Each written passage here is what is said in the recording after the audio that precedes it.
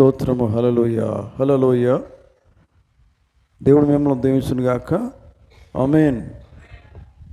పరిశుద్ధ గ్రంథముల నుండి మనము లూకా సువార్త 12వ అధ్యాయము 8వ వచనం మరొకసారి మనం చదువుకుందాం. మరియు నేను మీతో చెప్పినదేమనగా, నన్ను మనుషులు ఎదుట ఒప్పుకొని వాడేవాడో మనుష్య కుమారుడు దేవుని దూతలు ఎదుట వాణిని ఒప్పుకొనను. ఆమేన్. ప్రార్థన చేసుకుందాం. పరిశుద్ధుర ప్రేమల తండ్రి దయగల యేసురాజా, మీకు వందనాలు స్తోత్రాలు నాయన. చదువుబడిన వాక్య భాగంలో దీవించండి. ఈ సమయంలో మీరు మాత్రమే మాట్లాడండి ప్రభా. మేము వాక్యం వినుటకు ఆసక్తితో ఉన్నాము నాయన ప్రభా. మరి సాతానుడు ఎటువంటి ఆటంకాలు తీసుకొచ్చినా కానీ యేసుక్రీస్తు నామములో సాతాను సంఘముగా గద్దిస్తూ ఉన్నాం. ఈ సమయంలో ప్రభా మీరు మాత్రమే మాతో మాట్లాడమని ప్రార్థన చేస్తూ ఉన్నాం తండ్రి. మరి ఎందుకంటే ప్రభా వాక్యము మీది నాయన. మరి మాట్లాడేవారు మీరు, వాక్యములను ప్రతి సత్యము కూడా బయలుపరుచువారు మీరు నాయన. ఈ సమయంలో మీరు మాత్రమే మాతో మాట్లాడమని ప్రార్థన చేస్తూ ఉన్నాం. అల్పుడను బలహీన ప్రభా, నన్ను మీకు సిలువ చాటును మరుగు చేయండి. నేను మాట్లాడకుండా మీరు మాత్రమే మాట్లాడండి ప్రభా. మీకు స్తోత్రాలు. మీరే వాక్యం ద్వారా మాట్లాడి మా జీవితాలను బలపరచండి ప్రభా. మేమే ప్రభా మీ బిడ్డలుగా జీవించాలని ఇష్టపడుతూ ఉన్నాం. అటువంటి జీవితాలు మాకందరికీ దయచేయండి. అటువంటి ప్రభా గొప్ప ప్రభా సాక్ష్యమైన జీవితం మేము కలిగిందము గాక తండ్రి. మీకు స్తోత్రాలు. ఈ సమయంలో ప్రభా మీరే వాక్యం ద్వారా మాట్లాడి మహిమా ఘనత ప్రభావాలు పొందగోలుస్తుంది ప్రార్థన ప్రభు అయిన యేసుక్రీస్తు నామములో అడుగుతూ ఉన్నాం. ఆమె కూర్చుందాం. క్రీస్తునందు ప్రియమైన దేవుని బిడ్డలారా, మరి ఈ సాయంకాల సమయంలో దేవుడు మిమ్మల్ని అందరూ కూడా దీవించును గాక. మరి దేవుణ్ణి ఆరాధించినప్పుడు సాతాను కూడా ఎన్నో ఆటంకాలు తీసుకొని రావచ్చు. అయినప్పుడు కూడా మనము ఎట్లా ఉండాలంటే ఏమాత్రం అవిశ్వాసం అనేది రాకుండా ఉండాలా. విశ్వాసం సన్నగిలవద్దు. ఎటువంటి ఆటంకాలు వచ్చినా కానీ ప్రతి ఆటంకాన్ని మనం ఎదిరించడానికి సిద్ధంగా ఉండాలా. ఆమేన్. దేవునికి స్తోత్రం. కనుక ప్రియులారా, మనం చదువుకున్న వాక్యంలో నుండి శ్రేష్టమైన వర్తమానం ధ్యానిస్తున్నాం. చాలా చిన్న వర్తమానం అయినప్పుడు కూడా మనం చాలా జాగ్రత్తగా దేవుని వాక్యం అర్థం చేసుకుందాం. వింటున్నారా? హల్లెలూయా. మనుషులు ఎదుట చూడండి వాక్యం ఏం సెలవిస్తుంది ప్రియులారా. 8వ వచనము, నేను మీతో చెప్పినదేమనగా, మనుషులు ఎదుట ఒప్పుకుని వాడేవాడు మనుష్య కుమారుడు దేవుని దూతలు ఎదుట వాడిని ఒప్పుకోను అని వాక్యం సెలవిస్తున్నది. ఆమేన్. మనుషులు ఎదుట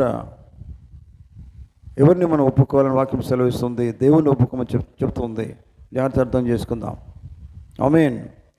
ఎందుకంటే మనుషులు ఎదుట మనము ఆయన కొరకు సాక్షిగా జీవించాలా. అది మనము ధ్యానించే అంశము. మనుషులు ఎదుట ఆయన కొరకు సాక్షిగా. దేవునికి స్తోత్రం. కనుక చూడండి ప్రియులారా, ఒక సాక్ష్యమైన జీవితం చాలా అద్భుతమైన జీవితం. అది అంటున్నారా? సాక్షిగా జీవించడం అంటే అది మామూలు విషయం కాదు. ఎందుకంటే ఎన్నో ఆటంకాలు అతని జీవితంలో వస్తూ ఉంటాయి.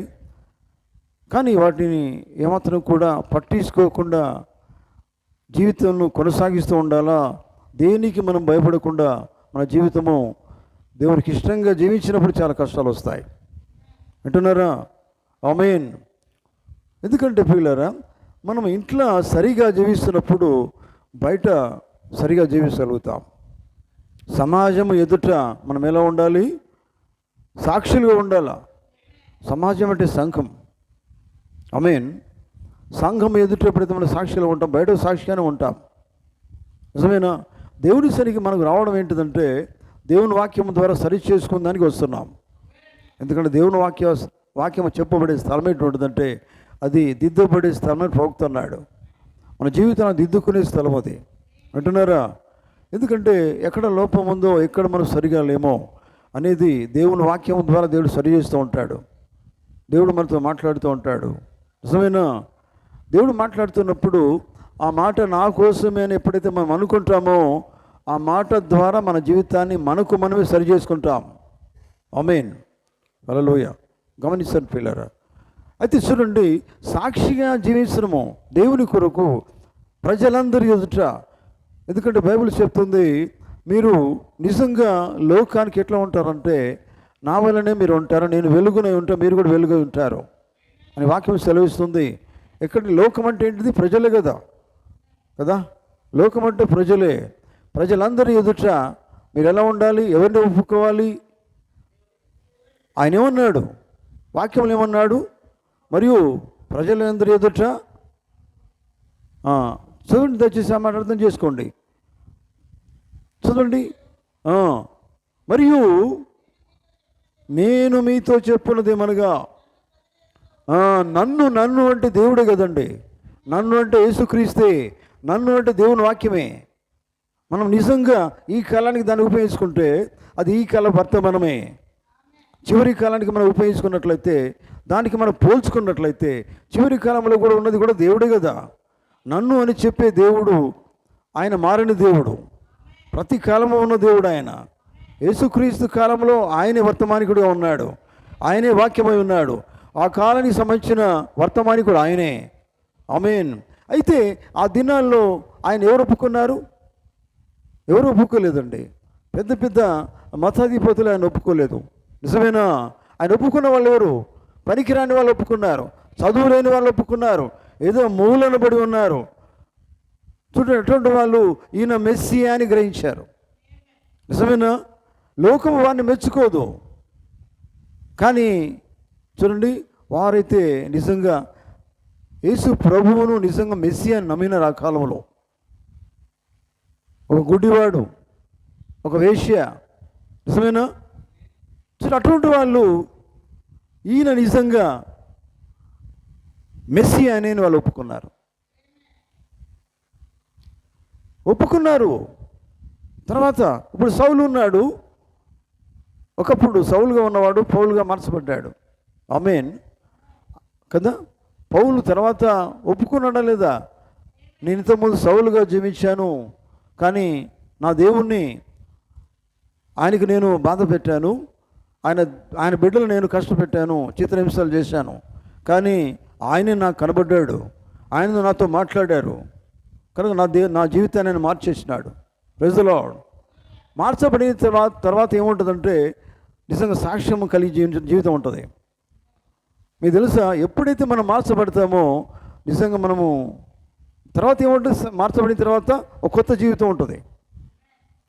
దానికోసమే కదా, మార్చబడేదానికే కదా మన పాపం ఒప్పుకోవడం కదా, పాప క్షమాపణ పొందుకోవడం, యేసుక్రీస్తు నామములో నూతన జన్మ పొందుకోవడం. దేనికోసం ఇదంతా కూడా?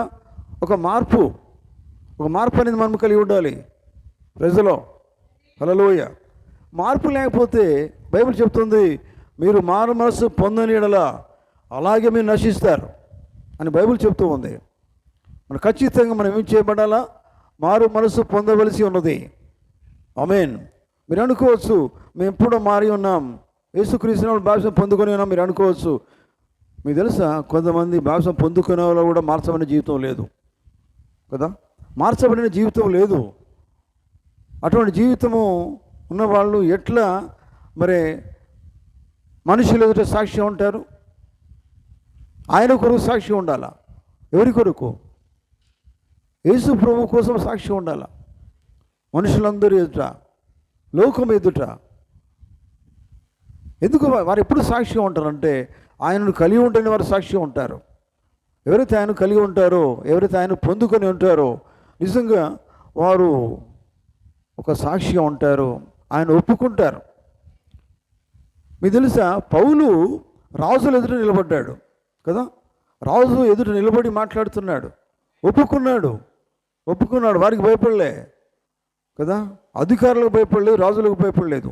ఒప్పుకున్నాడు. ఏమని? మెస్సియా గురించి చెప్పాడు, యేసుప్రభు గురించి చెప్పారు. ఆయనకు ఒక సాక్షి ఉన్నాడు. అంటున్నారా? మరి మనము కూడా అదే కదా, మనం కూడా పౌలు కలిగి ఉన్న దేవుణ్ణి మనం కలిగి ఉన్నాం. మనం మార్చబడిన వారము, నూతన జన్మ పొందుకున్న వారము. మరి మన లోపల కూడా ఎటువంటి జీవితం ఉండాలంటే, అందరూ ఎదుట ఒప్పుకోవడం అంటే మాట చెప్పడం కాదు. గమనిస్తున్నారా?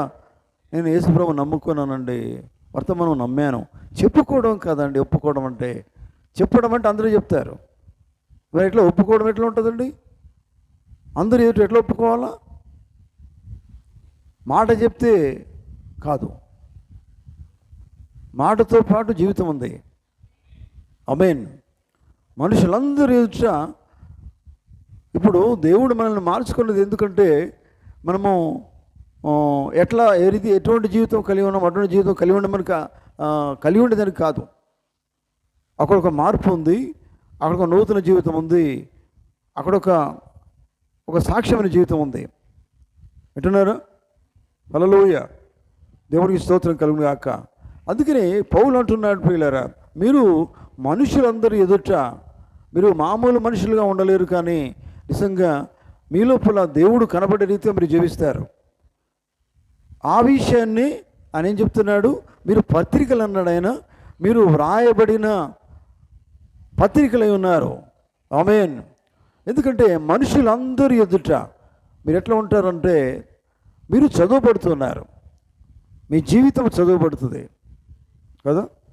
ఈ దినాన్ని ఎట్లా ఉన్నారంటే పిల్లరా, వాక్యం నమ్ముకున్న వాళ్ళు, నిజంగా సత్యం నమ్ముకున్న వాళ్ళు ఎట్లా చేస్తున్నారంటే సత్యానికి సాక్షులు ఉండేవాళ్ళు సత్యానికి వాక్యానికి అవమానం తీసుకొని వస్తున్నారు. మనుషులు అది ఎదుట ఎట్లా ఉండమని చెప్తున్నది? నన్ను ఒప్పుకుని వాడేవాడు అన్నాడు ఆయన. వింటున్నారా? మరి నమ్మినట్టుగా నమ్మి దేవుణ్ణి ఒప్పుకున్నట్టుగానే చెప్పుకుని మరి లోకములో మనుషులందరికీ అందరి ఎదుట దేవునికి అవమానం తీసుకొని వస్తే, ఇతను క్రైస్తవుడైనా అనే అవమానం నువ్వు తీసుకొస్తున్నావు అంటే అది ఒప్పుకున్నట్టేనా? అది మనుషులందరూ ఎదుట. ఆయన ఏమన్నాడు? మనుషులందరూ ఎదుట నన్ను ఏదైతే ఒప్పుకుంటారో, ఏమన్నారు? మనుషులు ఎదుట ఒప్పుకున్నవాడేవాడు? మనుష్య కుమారుడు. దేవుని దూతలు ఎదుట. వింటున్నారా? ఆమేన్. ప్రియులారా, అందుకనే చూడండి, ప్రవక్త అంటాడు, నిజంగా దేవుని కలిగిన వాడు, దేవుని ఆత్మ పొందుకున్నవాడు, అతని నిత్య జీవితంలో అతను జీవిస్తున్నటువంటి ఆ జీవితంలో చూడండి, నిజంగా వాక్యమును కలిగి జీవిస్తాడు. అనుదిన జీవితంలో అతను దేవుని ఆత్మచేత నడిపించబడతాడు. Praise the lord. చూడండి, గమనించండి పిల్లరా, ఇప్పుడు మన ఇంటి దగ్గర వీధులు ఉంటాయి, స్ట్రీట్స్ ఉంటాయి కదా. అయితే మీరు వీధుల్లో నడుస్తున్నప్పుడు కూడా అక్కడ ఉన్న ప్రజలు నిన్ను గమనిస్తుంటారు కదా. నేను చర్చికి పోయినప్పుడే అందరూ నన్ను చూస్తారు కాదు, నువ్వు వీధులలో నడుస్తున్నప్పుడు కూడా ప్రతి ఒక్కరు నేను గమనిస్తారు. ఏం గమనిస్తారు?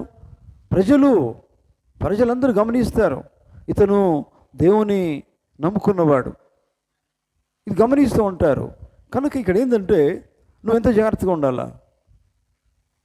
వీధులలో నడుస్తున్నప్పుడు, తర్వాత నువ్వేదో పనులలో నువ్వు పని చేసుకుంటున్నప్పుడు ఇవన్నీ గమనించాలా. నువ్వు ఎక్కడ పని చేసినా కానీ, ఏ స్థలంలోనూ ఉన్నా కానీ, అక్కడున్న ప్రజలు ఎదుట నన్ను ఒప్పుకోవాలి. ఆమేన్. నన్ను అంటే దేవుణ్ణి ఒప్పుకొని జీవిస్తున్న జీవితం అక్కడ కలిగి ఉండాలా.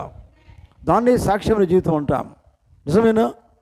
చూడండి ప్రియులారా, మనము చాలా ప్రాంతాలలో మనం ఉండవచ్చు, చాలా ప్రదేశాలను మనం పనిచేస్తూ ఉండవచ్చు. ఎందుకంటే ఒక్కొక్క ప్రాంతంలో పనిచేస్తూ ఉంటారు, జాబ్ చేస్తూ ఉండవచ్చు, వేరే పనులు చేస్తూ ఉండవచ్చు. అక్కడ కూడా మన ఎదుట ఎవరు ఉంటారు? ప్రజలు ఉంటారు. వారి ఎదుట నువ్వెట్లా ఉండాలి? దేవుణ్ణి ఒప్పుకున్న జీవితం కలిగి ఉండాలి. మనం నోటితో ఒప్పుకోవడం కాదు, నోటితో చెప్పడం కాదు. అర్థమవుతుందా? నేను ప్రభువు నమ్మానని చెప్పడం కాదు, చెప్పిన మాటకి జీవితం ఉండాలా. ఆమేన్. హల్లెలూయా. కనుక ప్రత్యేకించి ఒక క్రైస్తవుడు నేను క్రైస్తవునని చెప్పి ఒప్పుకున్న తర్వాత ఆ జీవితం జీవించకపోతే, చూడండి, అంటే నేను దేవుని నమ్ముకున్నాను, నేను క్రైస్తవుని, క్రీస్తునామం యేసుక్రీస్తునామంలో బాప్తిసం పొందుకున్నాను అని చెప్పుతూ అటువంటి జీవితం లేకపోతే, గమనించండి పిల్లలు, అటువంటి జీవితం లేకపోతే ఏమవుతాడో తెలుసా? అతను ఏం చేస్తున్నాడంటే దేవునికి అవమానం తీసుకుని వస్తున్నాడు. జీవించకపోతే ప్రజలందరూ ఎదుట ఆయన అన్నాడు, ప్రజలందరూ ఎదుట నన్ను నువ్వు ఒప్పుకోమన్నాడు ఆయన. ఆమేన్. ప్రజలందరూ ఎక్కడ అంతటా ఉంటారండి. ప్రజలు మనం పోతుంటే రోడ్డు మీద కూడా ఉంటారు, మనం నివసించే ఇంటి దగ్గర ఉంటారు, పక్కన వాళ్ళు వీళ్ళు ఉంటారు. కానీ అక్కడ ఏమి ఉండాలా? ఆయన కొరకు ఎలా ఉండాలి? ఆయన ఒప్పుకున్న వానిగా ఉండాలా. ఆయన అంటే ఇప్పుడు ఆయన వాక్యము. ఒకప్పుడు ఆయన మానవునిగా ఉన్నప్పుడు కదా, ఇప్పుడు ఆయన ఏమై ఉన్నాడు? వాక్యమై ఉన్నాడు, పరిశుద్ధాత్మై ఉన్నాడు, ఆయన నీలో ఉన్నాడు. ఆయన మన లోపల ఉంటే మనం ఏం చేస్తామండి? ఆయన చెప్పిన ప్రకారం చేస్తాం, ఆయన వల్ల జీవిస్తాం. ఆమేన్. వింటున్నారా? హల్లెలూయా. అందుకనే చూడండి, మనం నివసించే ప్రాంతంలో అందరూ కూడా మనల్ని గమనిస్తూ ఉంటారు. ఎందుకంటే మనం చర్చికి వస్తున్నాం, దేవుని మందిరానికి వస్తున్నామని చెప్పుకుంటాం. కానీ ఇంటికి వెళ్ళిన తర్వాత దేవుని మందిరానికి వచ్చినప్పుడే భక్తులం కాదు మనము. హల్లెలూయా. దేవుని మందిరానికి వచ్చినప్పుడే సంతోషంగా హ్యాపీగా ఉండడం కాదండి, దేవునికి ఇష్టంగా జీవించినట్టుగా ప్రవర్తించడం కాదు. ఇది ఎక్కడ ఉండాలి? నువ్వు ఇంటి దగ్గర ఉన్న అటువంటి జీవితమే ఉండాలి. అక్కడ ఉన్నారు కదా ప్రజలు కదా, మన ప్రవర్తనను చూసి వారు బాగుపడాలా, మన జీవితాలను చూసి వారు సంతోషపడాలా. ఓ, ఇతను నిజంగా దేవుని కుమారుడే, దేవుని కుమార్తె అన్నట్టుగా మన జీవితం ఉండాలా. ఆమేన్. చూడండి, అందుకనే వారు ప్రాముఖ్యంగా గమనిస్తూ ఉంటారట ప్రజలు. చూడండి ఏం చేస్తారంటే, చూడండి, మనము దేవుని బిడ్డలమని దేవునికి వ్యతిరేకంగా జీవిస్తున్నప్పుడు మన నుంచి ఒక ప్రభావం పోతుంది బయటికి. ఏంటిది ఆ ప్రభావము? తప్పుడు ప్రభావము కదా. అర్థమవుతుందా? చెప్పేది ఒకటి, చేసేది ఒకటి. తప్పుడు ప్రభావం పోతే దాని ద్వారా ఎవరికి బాధ జరుగుతుంది, కష్టమవుతుంది, అవమానం వస్తుంది. చూడండి, నీ నుంచి మంచి ప్రభావం బయటికి రావాలా కదా, అవునా కదా? Praise the Lord. ఒక మంచి ప్రభావము సహోదరుడు సహోదరి నిజంగా దేవుని నమ్మిన బిడ్డలుగా జీవిస్తూ ఉన్నారు, వారి లోపల నుంచి ఒక మంచి ప్రభావం బయటికి రావాలా. వాడి జీవితం ద్వారా వాళ్ళు ఒప్పుకోవాలి. ఎవరు ఒప్పుకుంటారు? మనుష్యులందరూ కూడా వారిని బట్టి మీరు నిజంగా దేవుని బిడ్డలు ఇట్లా ఉంటారు కావచ్చు అనుకునేటట్టుగా ఉండాలి జీవితం. వింటున్నారా? ఆమేన్. కనుక చూడండి పిల్లరా, అయితే మనం అనుకుంటాం మేమైతే ఇట్లా జీవిస్తున్నాం, ఎవరు చూస్తారని మనం అనుకుంటాం. కాదు, లోకం చూస్తుంది, ప్రజలు చూస్తున్నారు. నువ్వేం చేస్తున్నావో, ఏం మాట్లాడుతున్నావో, ఎట్లా ప్రవర్తిస్తున్నావో ప్రజలందరూ చూస్తూ ఉన్నారు. అంటున్నారా? అంటే ఆటోమేటిక్గా తెలియకుండా మన ప్రభావం వెళ్ళిపోతుంది బయటికి. నువ్వు ఒక్కసారి మాట్లాడి, రెండుసార్లు మాట్లాడినా కదా, నీ ప్రవర్తన, నీ జీవితము ప్రభావం పోతుంది బయటికి. వింటున్నారా? హల్లెలూయా. కనుక చూడండి పిల్లరా, మనము క్రైస్తవులను ఎందుకు చెప్పుకుంటున్నాం? క్రైస్తవులను చెప్పుకోవడం దానికంటే ముందు మనం ఏం చేయాలంటే దేవుని బిడ్డలం కాదు అని చెప్పుకోవడం చాలా మంచిది. దేవుని బిడ్డలం అయితే ఏం చేయాలంటే ఇటువంటి రీతిగా తప్పుడు ప్రభావం నీ నుంచి రాకూడదు బయటికి. వింటున్నారా? ఈమె ఇట్లా మాట్లాడుతుంది, ఈయన ఇట్లా మాట్లాడతాడు ఏంటంటే దేవుని బిడ్డలని చెప్పుకుంటారు. ఆ మాట ఒక రకంగా ఉంటుంది, దేవుని బిడ్డలాగా ఉండదు. ఎందుకంటే సంభాషణ ఎలా ఉండమని బైబిల్ చెప్తుంది, ఒకరిని తిట్టమని లేదు బైబిల్లో కదా. మీ సంభాషణ ఎలా ఉండాలి? ఒకరిని తిట్టినట్టు ఉండాలి అని లేదు, ఎల్లప్పుడూ ఉపయోగించినట్టుగా ఉండాలా. అంటే అర్థం ఏంటంటే ఒకరికి ఉపయోగపడే రీతిగా నీ జీవితం ఉండాలా, నీ మాట ఇంకోరికి ఉపయోగపడే విధంగా ఉండాలా. Praise the lord. నిజమేనా? Praise the lord. మన జీవితం ఇంకోరికి ఉపయోగకరంగా ఉండాలా. అంటే మన నుంచి వాళ్ళు నేర్చుకోవాలా. అంటే ఈ ఈ ప్రభావం మనకి ఎక్కడి నుంచి వస్తుంది? యేసు ప్రభువులో నుంచి మనకు ఆ ప్రభావం వస్తుంది. ఆ ప్రభావం మన నుంచి ఇతరులకు పోవాలా. ఇతరులకి వాళ్ళే ఎవరు? ప్రజలందరూ ఎదుట అన్నాడు ఆయన. వారికి మన నుంచి ప్రభావం పోవాలా. అంటే ఎట్లంటే మనం ఎప్పుడైతే దేవుణ్ణి ఒప్పుకుంటున్నామో సమాజం మొదట, ప్రజల మొదట మనకు తెలియకుండానే మన నుంచి వారికి ప్రభావం వెళ్ళిపోతుంది. ఓ ఇతను నిజంగా దేవుని కుమారుడు తెలిసిపోతుంది వాళ్ళకి. అంటున్నారా? ఆమేన్. హల్లెలూయా. దేవునికి స్తోత్రం కలుగును గాక. కనుక చూడండి, అందుకని మనము ఎన్నడూ కూడా దేవునికి ఎట్టి పరిస్థితిలో తప్పుడు ప్రభావము మన నుంచి రాకూడదు. బైబిల్ ఏం చెప్తుంది? మీరు మామూలు మనుషులు కాదు, మీరు ఆయన నుంచి ప్రభావం పొందుకున్నారు, ఆయన నుంచి శక్తి పొందుకున్నారు, ఆయన మీలో నివసిస్తూ ఉన్నాడు. కనుక మీరు నిజంగా ఇతరులను ప్రభావితం చేస్తారు మీ జీవితం ద్వారా. అంటున్నారా? ఆమేన్. హల్లెలూయా. అందుకని మనం ఏం చేయాలంటే పిల్లారా, ఎప్పుడు కూడా ఎవరో నిన్ను గమనిస్తూ ఉన్నారు, నిన్ను చూస్తూ ఉన్నారు అనేది నువ్వు ఎప్పుడు కూడా మర్చిపోవద్దు. ఎందుకంటే దేవుని ఇప్పుడు నేను చేస్తున్నాను, ప్రార్థన చేసుకుంటున్నాను, బైబిల్ చదువుకుంటున్నాను, నేను బాగానే ఉన్నాను మనం అనుకుంటాం. కానీ ఒకరు గమనిస్తారు నిన్ను, ఎప్పుడు కూడా ప్రజలు గమనిస్తూ ఉంటారు. కనుక మనం ఏం చేయాలి? చాలా కేర్ఫుల్గా జీవించాలా, జాగ్రత్తగా జీవించాలా. ఎందుకంటే మన దేవుడు, ఆయనకి ఇష్టంగా మనం జీవిస్తున్నామా లేదని మనం ఆలోచించాలి. ఎందుకంటే బయట వాళ్ళు చూస్తున్నారు, లోకస్తులు చూస్తున్నారు, మన ఇంటి దగ్గర చూస్తున్నారు, బయట చూస్తున్నారు, వీధులలో చూస్తున్నారు, అంతటా చూస్తున్నారు. కనుక ఆయనకి ఎటువంటి ప్రభావం రావాలా మన నుంచి? ఆయనకి ఎటువంటి మహిమ రావాలా మన జీవితాన్ని బట్టి కదా? అవునా కదా? దేవునికి మహిమ, ఘనత, ప్రభావం ఎవరు తీసుకొస్తారు? ఆయన ప్రజలు తీసుకుని వస్తారు. ఆమేన్. హల్లెలూయా. కనుక చూడండి, ప్రవక్త అంటాడు, నిజంగా మీరు నింద తీసుకొని వచ్చే ప్రజలుగా ఉండకూడదు. దేవునికి ఏమాత్రం కూడా అవమానం తీసుకొని ప్రజలుగా ఉండకూడదు. ఎందుకంటే సమాజము ముందట, ప్రజల ముందట, లోకం ముందట ఆయన ఒప్పుకునే జీవితం కలిగి ఉండాలా. అంటే ఒప్పుకోవడం అంటే ఆయన కలిగి ఉంటేనే ఒప్పుకోవడం అనేది. ఈ మాట జాగ్రత్తనండి. ఇప్పుడు నువ్వు దేవుని బిడ్డను ఒప్పుకోవాలంటే మొట్టమొదటి నువ్వు ఏం చేయాలి? ఆయన ఎవరో ఆయన గురించి నీకు తెలవాలా. ఆయన నువ్వు పొందుకొని ఉండాలా. ఆయనే పరిశుద్ధాత్మ ఉన్నాడు. ఆయన నువ్వు పొందుకుంటేనే కదా ఆ శక్తి నీ లోపలికి వచ్చేస్తుంది.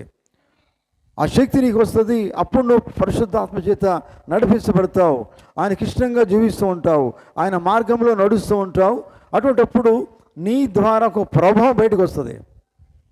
ఏమని? ఇతను నిజంగా దేవునికి చెందినవాడు. అటువంటి ప్రభావం నుంచి పోతుందండి. మన నడిపించబడే విధానం కదా, మనము నడిపించబడేది పరిశుద్ధాత్మ చేత నడిపించబడుతున్నాం. కనుక అక్కడ మన జీవితం ఉంది. అప్పుడు ఏమవుతుందంటే ప్రజలందరి ఎదుట మనం ఎట్లా ఉంటామో తెలుసా? ఒప్పుకుంటా, మన జీవితం ఒప్పుకుంటుంది. మీకు తెలుసా, మనము నోటితో ఒప్పుకోకపోయినా కానీ మన జీవితం ఒప్పుకుంటుంది కదా. మన మాటలైనా, క్రియలైనా, ప్రవర్తనైనా ప్రతిదీ ఏం చేస్తుంది? మన జీవితమే అక్కడ ఎట్లా ఉంటుందంటే మాదిరిగా ఉంటుంది. దేవుడు నా లోపల ఉన్నాడు చూడండి అన్నట్టుగా మన జీవితం ఉంటుంది. క్రియల ద్వారా, ప్రజలో క్రియల ద్వారా మన జీవితాన్ని మనం చూపెట్టగలుగుతాం. మంచిగా జీవిస్తేనే కదా. ఒప్పుకోవడం అంటే చూడండి, హృదయాంతరంగంతో, నోటితో ఒప్పుకోవడం వేరు, హృదయం నుంచి రావడం వేరు కదా. చెప్పడం మనకి ఈజీ, సులభమే, కానీ జీవించడమే కష్టమవుతుంది. అందరి ముంగుట దేవుని బిడ్డగా జీవించడం అంటే మామూలు విషయం కాదండి కదా. మనం అనుకుంటాం, మనగా అనుకుంటాం, కానీ ఒకసారి లోతుగా ఆలోచించండి. ఎందుకంటే ప్రతి వాళ్ళు నిన్ను గమనిస్తున్నారు, మీ ఇంటి దగ్గర గమనిస్తూ ఉంటారు, చిన్న మాట పోయినా కానీ గమనిస్తూ ఉంటారు వాళ్ళు. కొన్ని జాగ్రత్తగా జీవించాలి. వింటున్నారా? ఆమేన్. ఇంకా మనము ఇక్కడ మాట్లాడుతుంటారు యేసుప్రభు వారు. చూడండి, కింద కూడా వచనం ఉంటుంది. లూకాసు వార్త 12వ అధ్యాయంలో ఏముంటుంది చూడండి, 8వ వచనము నుంచి మనం చదివితే,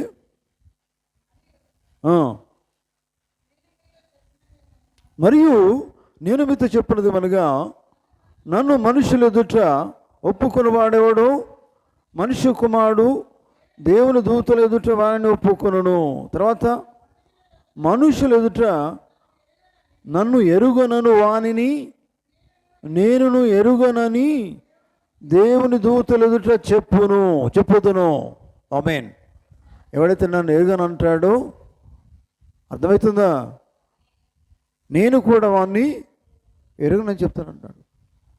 ఎరగడం అంటే తెలుసుకోవడం.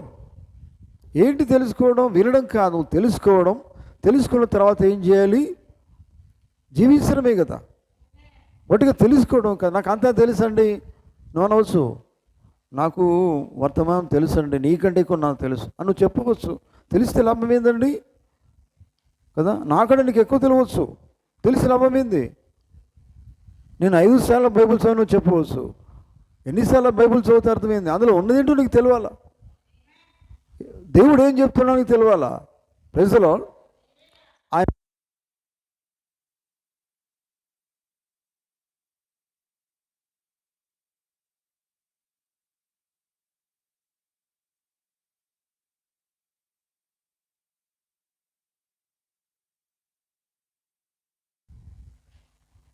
తప్పుడు ప్రభావం పోతుంది మన నుంచి తప్పుడు ప్రభావం పోతుంది. ఈ తప్పుడు ప్రభావంతో పాటు ఇంకేమవుతుందంటే, నీకు, నీ సంఘానికి, నీ సంఘ కాపరికి, దేవునికి తప్పు అనేది వస్తుంది. అంటున్నారు? అర్థమవుతుందా? దేవునికి స్తోత్రం. చూడండి, ఒక బ్రదర్ ఉన్నాడు, ఒక సిస్టర్ ఉందనుకో మన సంఘంలో. సరే, ఆ ప్రభావం పోయింది. ప్రజలందరి ఎదుట దేవుణ్ణి నేను నాకు తెలుసు అని కూడా తెలియనట్టుగా జీవిస్తున్నప్పుడు మాటలు వస్తాయి, క్రియలు వస్తాయి, జీవితం ఒక రకంగా ఉంటుంది. ప్రభావం ఏమవుతుంది అక్కడ ఎట్లా వస్తుందంటే, ఓహో ఈయన చర్చికి పోతాడు కదా, వీళ్ళు చర్చికి పోరండి, అదే నా వీళ్ళు నేర్చుకునేదని వాళ్ళు అంటారు. వాళ్ళ పాస్టర్ గారు ఇదే నా చెప్పేది అనుకుంటారు. మరి దేవుడు అదేనా వీరికి చెప్పేదని వాళ్ళు అనుకుంటారు. ప్రభావం పోతుంది అక్కడ. అందుకనే సమాజం ఎదుట, మనుషుల ఎదుట నువ్వు ఎవరిని ఒప్పుకోవాలా? నన్ను ఎవరైతే ఒప్పుకుంటారో, ఎరుగనంటారో, నేను ఎరుగను. నువ్వు ఎరుగుతానని అనుకోవచ్చు, తెలుసు అనుకోవచ్చు, కానీ నువ్వు అనుకున్నట్టు మాత్రం జరగదు. దేవుడు కూడా నిన్ను ఎరిగి ఉండాలా. ఆమేన్. హల్లెలూయా. మనం దేవుడిని నమ్ముతున్నాం, కానీ దేవుడు మనల్ని కూడా నమ్మాలండి. వింటున్నారా? మనల్ని దేవుడు నమ్మాలంటే మన జీవితం ఎట్లా ఉండాలా? నమ్మకంగా ఉండాలా. దేవుడు నమ్మే విధంగా మన జీవితం ఉండాలా కదా. మన నమ్మకం అనేది మీద నమ్మకం కాదు. విశ్వాసం అనేది ఎట్లా ఉంటుందండి? విశ్వాసం అనేది పట్టు కలిగి ఉంటుంది. విశ్వాసం లంగరు వేయబడింది. బైబిల్లో ఈ మాట ఉందండి. లంగరు అంటే దాన్ని ఎవరు కూడా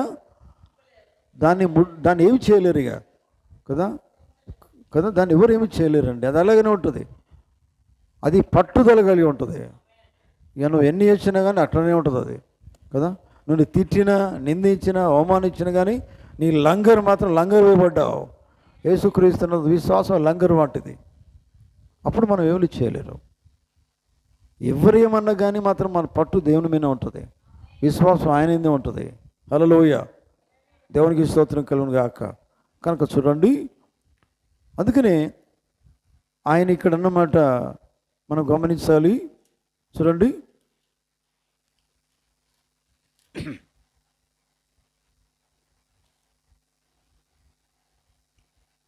9వ వచనంలో, మనుషులు ఎదుట నన్ను ఎరుగనను వారిని నేను కూడా ఎరుగనని దేవుని దూతల ఎదుట చెప్పుదును. ఇంకేమన్నాడు? మనిషి కుమారుని మీద వ్యతిరేకంగా ఒక మాట పలుకువానికి పాపక్షమాపణ కలుగును, కానీ పరిశుద్ధాత్మను దూషించడానికి క్షమాపణ లేదు. ఆమేన్. వింటున్నారా? హల్లెలూయా. కనుక చూడండి పిల్లరా, పరిశుద్ధాత్మ కలిగిన వాడు ఎప్పుడు కూడా పరిశుద్ధాత్మ దూషణగా మాట్లాడాడు కదా. ఆత్మను ఎప్పుడు మనం దూషించవద్దు. మీకు తెలుసా, యోబు భక్తుడు దేవుని దూషించినట్టుగా లేదు బైబిల్లో. దూషించినాడు ఆయన. యోబు అన్ని కష్టాలు వచ్చినా కానీ దేవుని దూషించినట్టుగా బైబిల్లో లేదు కదా. అంటున్నారా? హల్లెలూయా. కనుక దేవుని పెట్టలేరా. అయితే మనం జీవితం ఎలా ఉండాలంటే నిజంగా దేవుని ఒప్పుకొని దేవుని కోసం జీవించే జీవితమే కావాలా కదా. దేవుని కొరకు జీవించే జీవితం కావాలా. దేవుని వాక్యం కోసము, మనం వర్తమానం నమ్మిన వర్తమానం కోసం నిలబడాలా. ప్రవక్త నమ్మిన ప్రవక్త చెప్పిన వర్తమానం కోసం నిలబడాలా.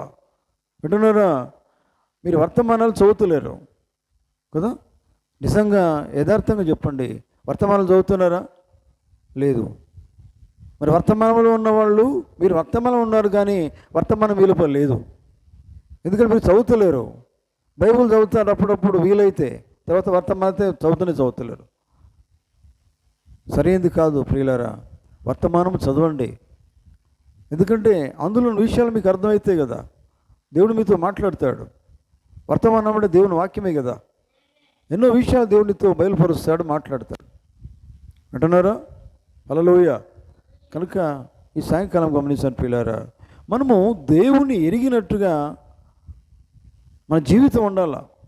ఎరిగిన వారై వాక్యము మనకు తెలవాలా, వర్తమానం తెలవాలా, తర్వాత వర్తమానంలో విషయాలు తెలవాలా. తెలిసి తెలియనట్టుగా ఉండొద్దు కదా.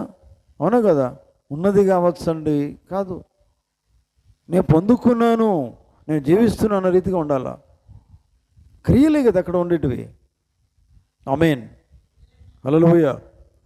దేవునికి స్తోత్రం కలుగును గాక. కనుక దేవుని బిడ్డలారా, కనుక మనం జీవించేదే మనుషుల మధ్యలో. వినండి కదా. నేను మనుషులు ఎవరు లేరు, నేను ఒక్కనే జీవిస్తున్నాను లేదు మన జీవితం కదా. అందరి మధ్యలో మనం జీవిస్తూ ఉన్నాం. కనుక అందరికీ మనం ఎలా ఉండాలి, అందరికీ మనం ఎలా ఉండాలంటే దేవుని బిడ్డగా నిలబడాలా కదా. యేసుక్రీస్తుని కలిగిన వానిగా ఉండాలా, వర్తమానం కలిగిన వానిగా జీవించాలా. మన నుంచి వాళ్ళకు ప్రభావం బయటికి పోవాలా. అందరూ మన నుంచి ఒక ప్రత్యేకతను చూడాలా. ఆమేన్. ఒక ప్రత్యేకత, ఒక స్పెషాలిటీ చూడాలా. లోకముకు సంబంధించి కాదు ఇది, దేవుని నుంచి పొందుకున్నది మన నుంచి రావాలా. అది వారు చూడాలా, అది వారు కనబడాలా. అక్కడ మన జీవితం ఉంది. అంటున్నారా? హల్లెలూయా. దేవునికి స్తోత్రం కలుగును గాక.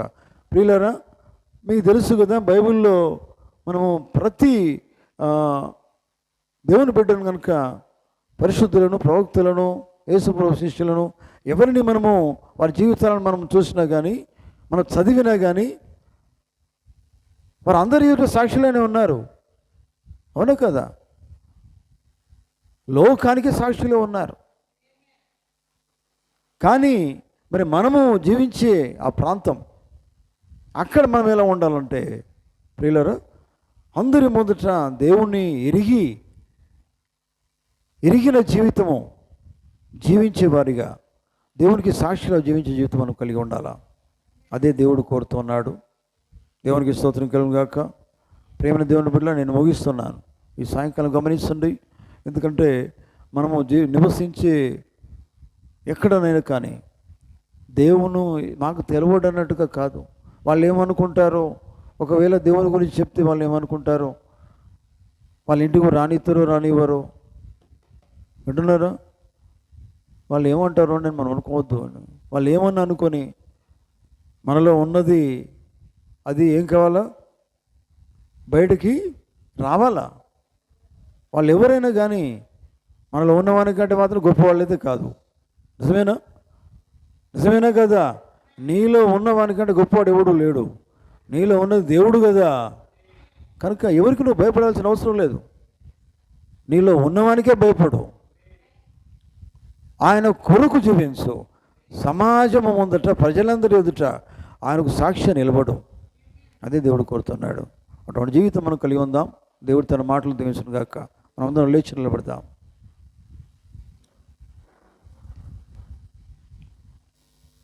స్తోత్రము.